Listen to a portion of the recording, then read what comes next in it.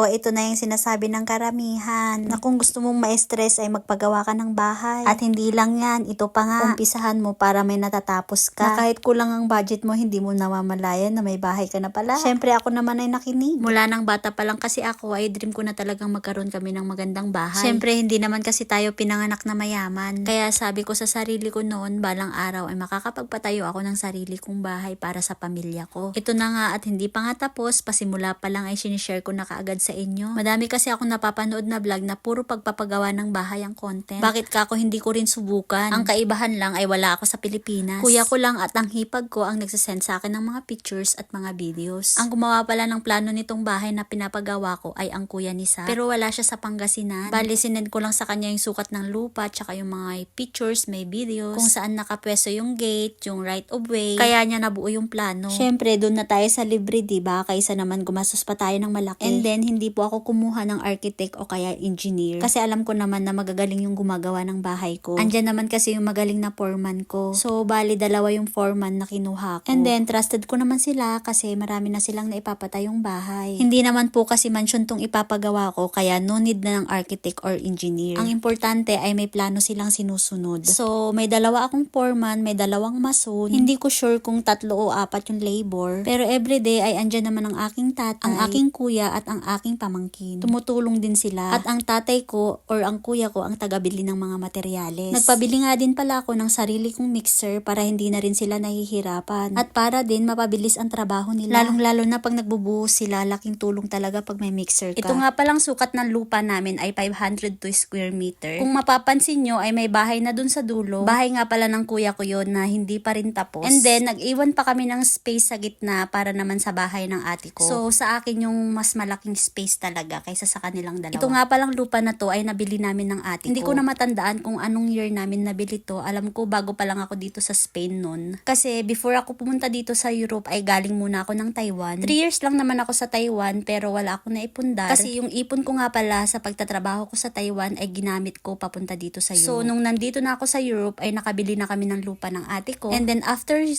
years nung naayos na yung papeles ko dito sa Spain ay nag-decide ako na umuwi ng Pilipinas para mabisita ko tong lupa at mailipat sa pangalan ko. And then nagpagawa ng maliit na bahay yung kuya ko dito, yun nga yung nasa likod. Last year nag-decide ako na ipapader na siya at palagyan na ng gate. Kasi nga dito na nakatira yung kuya ko at may 3 siyang anak na maliliit para na din sa safety ng mga bata kasi syempre mga maliliit pa yan, takbo ng takbo kung saan pupunta. At least kung may pader na, safe sila, kulong na sila dyan. So ang total ng nagastos ko dito sa pader at saka gate, yung pader namin ay may palitada na rin. Siguro kulang-kulang 200,000, malapit na ganun. Sa nakikita nyo sa video ay yan na nga pala yung pang 3rd week nila. Nagpo-flooring na sila ng mga oras na yan kasi nag-start sila nung January 8. So ang pasok nila ay simula Lunes hanggang Sabado, tas day off nila ng Sunday. Itong video na to ay kuha nung January 28 or January 29. Itong mga gumagawa pala ng bahay ko ay hindi iba sa akin. Mga malalapit din na kamag-anak at kaibigan, ganun na lang. Ang swerte ko nga sa kanila kasi mga masisipag. Kaya malaki talaga ang pasasalamat ko sa kanila. Arawan nga pala yung pasahod ko sa kanila. Kaya mas gusto ko ang arawan kasi andyan naman ang kuya ko at ang tatay ko everyday para tumulong. At ang pinakadahilan, pag wala ka ng budget ay anytime pwede mo siyang ipa-stop. Tapos ipon ulit, tapos itutuloy ulit. Ganon. Grabe, ang mahal kaya talagang magpagawa ng bahay. Labor pa lang ay kulang-kulang 30,000 weekly ang pasahod ko sa kanila. Minsan 26,000, minsan 28,000. Tapos ang mga materyales ay napakamahal talaga. So, pag naubos na yung kunting ipon ko, saan na ako kukuha, diba? Meron naman akong sweldo monthly pero hindi pa rin talaga sasapat yun. Pero okay lang yan. Ang mahalaga ay naumpisahan na. Pasasaan at pasasaan din ay matatapos din yan. Tiwala lang talaga at kailangan ko pang doble sipag para matapos ko tong dream house ko, diba? Ayan na yung time na tapos na yung flooring, tapos tuyo na din yung flooring. Ang ginagawa na nila dyan ay dinudugtungan na nila yung poste. Para pag natapos na nila yung poste, isusunod na nila yung beam at saka yung slab sa second floor. So ayan pa lang ay naka 500,000